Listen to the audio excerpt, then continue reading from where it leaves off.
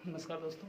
आज के बीएड के इस क्लास में हम संविधान के एक महत्वपूर्ण टॉपिक के बारे में पढ़ेंगे। जैसा कि जानते हैं, हमारे संविधान में मौलिक अधिकारों की चर्चा की गई है। मौलिक अधिकार किसे कहते हैं, सर्वप्रथम यह जानना आवश्यक है। नागरिकों को दिए गए वे अधिकार जो अधिक महत्वपूर्ण या मूल अधिकार होते हैं, उन्हें मौलिक अधिकार कहा जाता है। भारत के संविधान के भाग 3 में इस की चर्चा की गई है, जो कि अमेरिका के संविधान से ली गई है और इसे मैग्ना कार्टा भी कहा जाता है। इस मौलिक अधिकार में मुख्यतः 6 मौलिक अधिकारों की चर्चा की गई है, जबकि मूल संविधान में 7 मौलिक अधिकारों के बारे में व्यवस्था थी, जिसमें से कि संपत्ति का अधिकार अनुच्छेद 31 को मूल अधिकार से हटाकर संपत्ति का जो अधिकार है उसको कानूनी अधिकार के रूप में रखा गया और ये 44वां संविधान संशोधन 1978 के द्वारा इसकी व्यवस्था की गई। और अब ये 300A में अनुच्छेद में आता है। ठीक है, तो जैसा कि हम जानते हैं, भारत एक प्रभुसत्ता संपन्न देश है, लोकतांत्रिक देश है, जहाँ पे सभी नागरिकों को उनकी सुरक्षा और उनके अधिकार से संबंधित अधिकारों की रक्षा के लिए और उन्हें शोषण से बचाने के लिए मौलिक अधिकार की चर्चा की गई है, जो कि मुख्यतः 6 हैं। आइए एक नज़र डालते हैं वो कौन कौन से मौलिक अधिकार हैं। 6। तो सर्वप्रथम आपका है समानता का अधिकार, जो कि 14 से 18 अनुच्छेद में है। दूसरा है आपका स्वतंत्रता का अधिकार, जो कि आपका 19 से 22 में है। तीसरा है आपका शोषण के विरुद्ध अधिकार, जो कि 23-24 में। चौथा आपका धार्मिक स्वतंत्रता का अधिकार, जो कि 25 से 28 अनुच्छेद में है। उसके बाद पाँचवा है संस्कृति और शिक्षा संबंधी अधिकार, जो कि आपको अनुच्छेद 29-30 में है। अंतिम है संवैधानिक उपचारों का अधिकार, यानी कि अनुच्छेद 12 से लेकर 35 तक के द्वारा ये व्यवस्था की गई है कि भारत में मूल अधिकार जो है 6 दिए गए हैं, वो इन अनुच्छेदों के माध्यम से बताया गया है। तो अब एक नज़र डालते हैं मुख्य मुख्य बिंदुओं पे, क्योंकि आपका सिलेबस इतना विस्तृत है, इसमें थोड़ा डीपली जानने में बहुत समय लग सकता है। तो इसके जो मुख्य मुख्य बिंदु हैं उस पर ध्यान देते हैं। यानी कि स्वतंत्रता का अधिकार अनुच्छेद 14 से 18, जो पहला अधिकार है इसमें अनुच्छेद 14, जो कहता है कानून या विधि के समक्ष समानता का अधिकार। यानी कि कोई भी व्यक्ति हो, इस राष्ट्र का कोई भी व्यक्ति हो, उसे ये समानता दी गई है कि वो कानून के समक्ष सभी लोग एक समान है, चाहे वो किसी धर्म जाति से संबंधित हों। दूसरा है आपका किसी धर्म, लिंग, वंश या भाषा से संबंधित कोई भी व्यक्ति हो, उसके साथ इस आधार पे भेदभाव नहीं किया जा सकता कि वह किसी अन्य जाति या धर्म या भाषा से संबंधित हैं। उसके बाद ये अनुच्छेद 15 में आता है। उसके बाद 16वां अनुच्छेद कहता है लोक अभियोजन का अधिकार। लोक अभियोजन का अधिकार का मतलब हुआ कि जो सरकारी जॉब में या सरकारी कहीं भी नौकरी लगती है, उसमें जो अवसर दिया जाता है उसमें समान अवसर सबके लिए रहेगा, किसी के लिए के साथ भेदभाव नहीं किया जाएगा, सबको समान मौका दिया जाएगा। अगला है अस्पृश्यता का अंत, अनुच्छेद 17वां। ये बहुत महत्वपूर्ण अनुच्छेद है। ये बराबर आपके कॉम्पिटिटिव एग्जाम में पूछा जाता है इससे संबंधित। इसके बाद जानते होंगे, इसको छुआछूत भी बोला जाता है। पुराने ज़माने में जो निचली जाति के लोग हैं, उनको के स्पर्श से निचली जाति के लोग खुद को छुआछूत की भावना के माध्यम से मानते थे कि वो छुआ गए हैं, और अस्पृश्यता की जो भावना थी वो फैली हुई थी, जिसको अनुच्छेद 17 के माध्यम से अंत कर दिया गया। अगला है अनुच्छेद 18वां, उपाधियों का अंत। उपाधियों का अंत यानी कि जो अंग्रेज़ों के ज़माने के समय में जो उपाधि वगैरह दी जाती थी, उन सब का अंत कर दिया गया है। विदेश से अब कोई भी जो उपाधि है वो नहीं ले सकते हैं, लेकिन कुछ मामले हैं जो सैनिक शिक्षा संबंधित है उसको छोड़ के, और बाकी जो हमारे यहाँ कुछ अलंकरण दिए जाते हैं, जैसे भारत रत्न, पद्म भूषण, पद्म विभूषण, ये सब अलंकरण है, ये उपाधि नहीं है, इसीलिए आप इसको उपाधि नहीं कर सकते। तीसरा आपको आइए स्वतंत्रता का अधिकार अनुच्छेद 19 से 22 में आते हैं, जिसमें कि 19 का जो अनुच्छेद है उसको अलग अलग 5-6 भाग में बांटा गया है। पहला है आपको विचारों की अभिव्यक्ति, यानी कि हर जो व्यक्ति है उसको ये अधिकार दिया गया है कि वो अपने विचार को प्रकट करे, अपनी जो मांग है किसी के सामने वो रख सकता है। ठीक है। दूसरा है आपको अस्त्र शस्त्र रहित शांतिपूर्वक आंदोलन करने की स्वतंत्रता। कोई व्यक्ति उसे अस्त्र शस्त्र के बिना शांतिपूर्वक आंदोलन करने की स्वतंत्रता है, उसको अधिकार है कि वो अपना आंदोलन कर सकता है। उसके बाद अगला है इसी में समूह या सभा का निर्माण, यानी कि आप ग्रुप बना के समूह बना के कोई भी आंदोलन कर सकते हैं, निर्माण सभा का निर्माण करके कर सकते हैं शांतिपूर्वक रूप से। अगला है भारत में कहीं भी आने जाने की स्वतंत्रता। आपको भारत में कहीं भी आने जाने की स्वतंत्रता है, किसी भी राष्ट्र में कहीं भी राज्य में आप कहीं भी जा सकते हैं। फिर इसी में और पॉइंट है वृत्ति और जीविका या कारोबार की स्वतंत्रता, यानी कि हर व्यक्ति जो कोई व्यक्ति हो उसको ये अधिकार दिया गया है कि आप कोई भी व्यवसाय कोई भी पैसा अपना सकते हैं, अपनी जीविका चलाने के लिए कोई व्यवसाय आप अपना सकते हैं। आप पैसे कोई बंधन नहीं है कि आपको ये ही आजीविका के साधन अपनाने हैं। ये आते हैं, ये सारे आपको अनुच्छेद 19 में आते हैं। उसके बाद आते हैं अनुच्छेद 20। अनुच्छेद 20 कहता है अपराध दोष सिद्धि का अधिकार।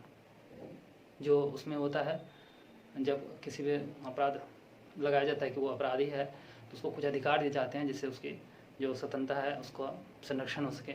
जैसे कि पहला है उसी जो अगर कोई व्यक्ति चोरी के जुर्म में पकड़ा गया है तो अगर 2010 में पकड़ा गया है चोरी के जुर्म में, उसमें चोरी की जो सज़ा है वो 6 मंथ की है और उसकी जो सज़ा दी गई 2015 में दी गई और उसमें वो 6 मंथ की सज़ा 1 साल की हो गई।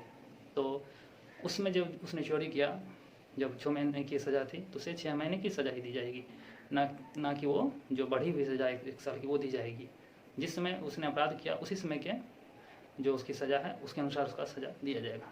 उसके बाद है कि अगर वही व्यक्ति जब जिसने अपराध किया है उसे खुद की गवाही के लिए या उसको अपराध स्वीकार करने के लिए उसे फोर्स नहीं किया जा सकता, बाध्य नहीं किया जा सकता है।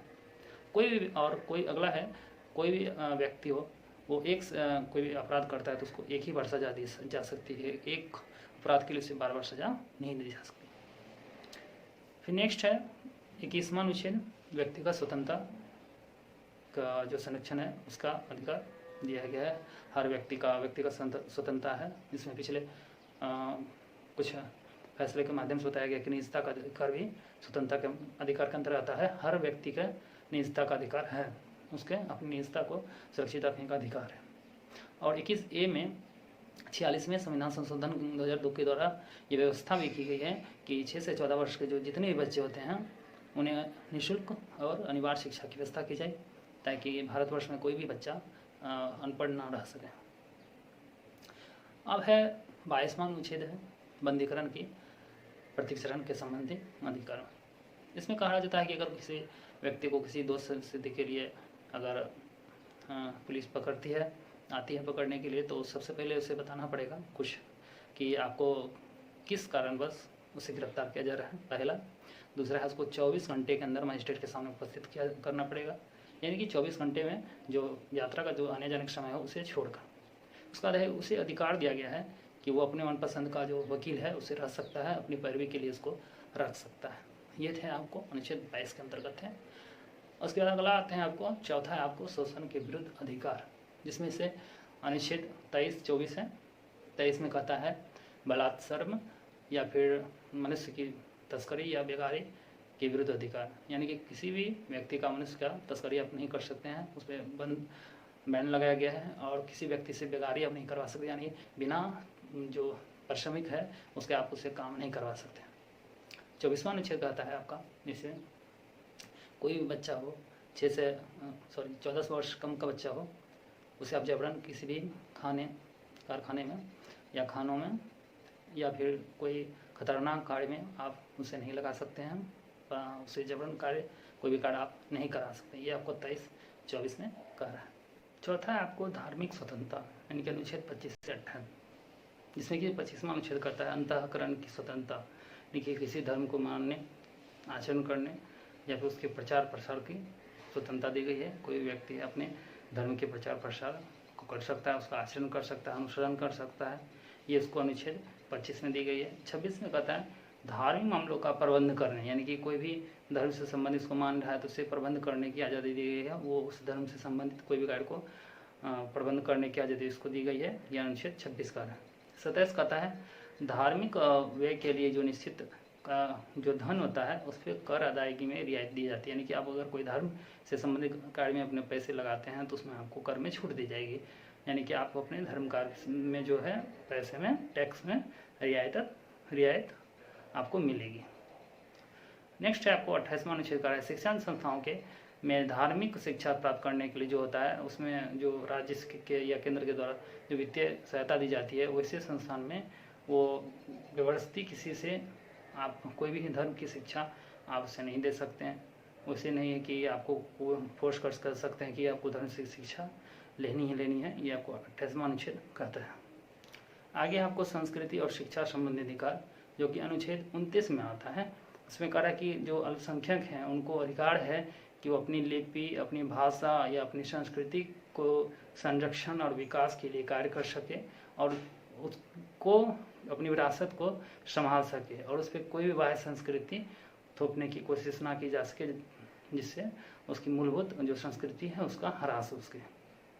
अगला है 30 में धार्मिक और भाषा में जो अल्पसंख्यक होते हैं वो अपने मनपसंद का जो संस्थान होता है उसको चलाने का अधिकार दिया गया है और उस अधिकार के माध्यम से वो जो संस्थान वो चलाएंगे उसमें जो वित्तीय सहायता दी जाएगी दूसरे राज्यों या फिर राष्ट्र के द्वारा, उसमें ये कह के कटौती नहीं की जाएगी कि वो अल्पसंख्यक वर्ग से बिलोंग करते हैं।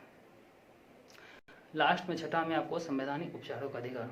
अभी तक हम लोगों ने जितने अधिकार के बारे में पढ़ा वो जितने भी अधिकार थे वो महत्वपूर्ण हैं और ये अधिकार जो संवैधानिक उपचारों का अधिकार इसके माध्यम से बताया जाता है कि आपका जो अधिकार है उसको लागू करना या फिर उस पर अगर आपका अधिकार में कोई त्रुटि या कोई बंधन कर रहा है या प्रॉब्लम क्रिएट कर रहा है उसको निभाने में, तो फिर आप उसके लागू करने के लिए आप सर्वोच्च न्यायालय का दरवाज़ा खटखटा सकते हैं। इस प्रकार संवैधानिक उपचारों का जो अधिकार है वो महत्वपूर्ण स्थान रखता है।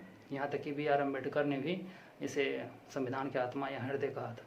इस प्रकार देखते हैं कि जो हमारे संविधान के द्वारा मूल अधिकार दिए गए हैं वो बहुत ही महत्वपूर्ण हैं और इसके माध्यम से जो यहाँ के नागरिक हैं उनकी सुरक्षा और उनके अधिकारों की रक्षा और उनका शोषण पे रोक के लिए कार्य किया गया है और उनकी सुविधा के लिए बनाया गया।